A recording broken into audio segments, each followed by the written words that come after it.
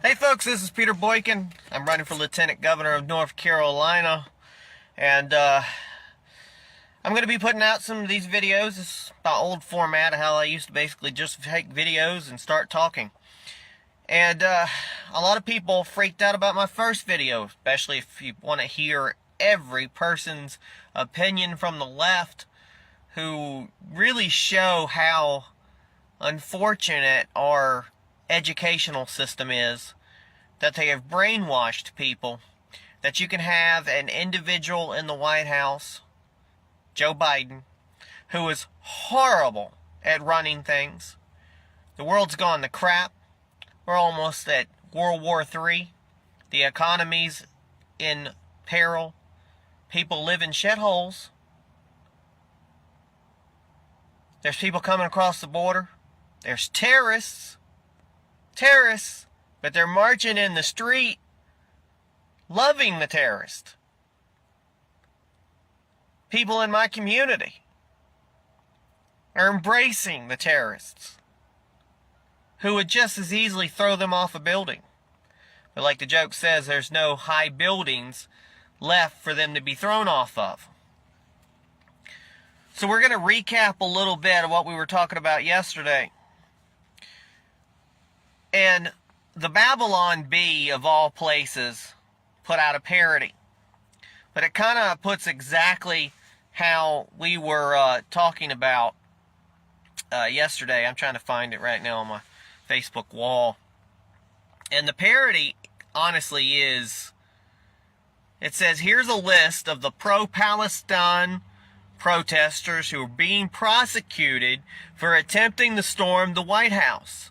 It's happening again. A mob of protesters marched through the streets of Washington, D.C.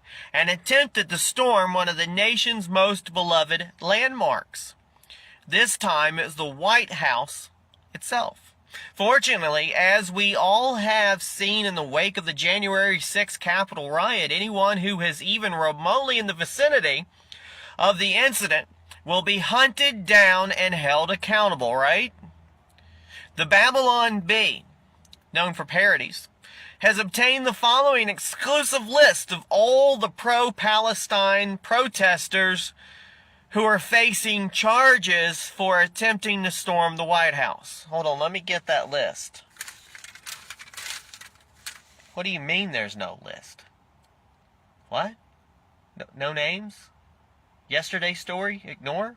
What?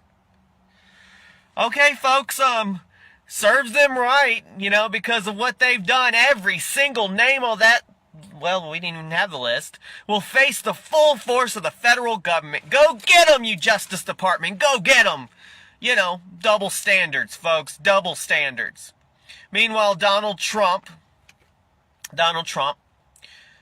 triggered the leftist judge. So Trump's fiery testimony triggers the left-wing judge in Soros-Backed fraud trial. You can check this article out on GoRightNews.com.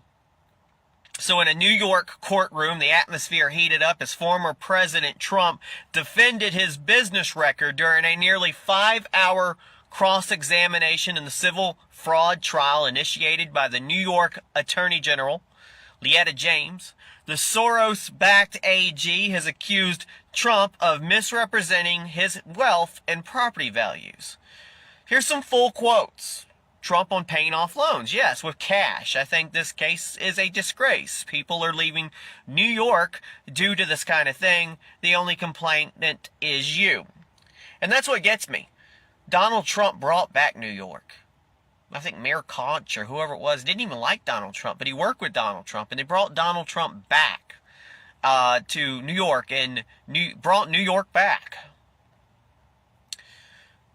But, now New York's trying to, later on, they're dealing with, illegals all over the place going, no, please quit sending us illegals, quit. No, we can't take them.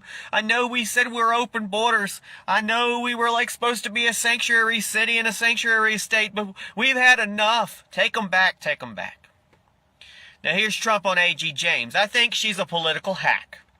This is a political witch hunt. And I think she should be ashamed of herself. Shame.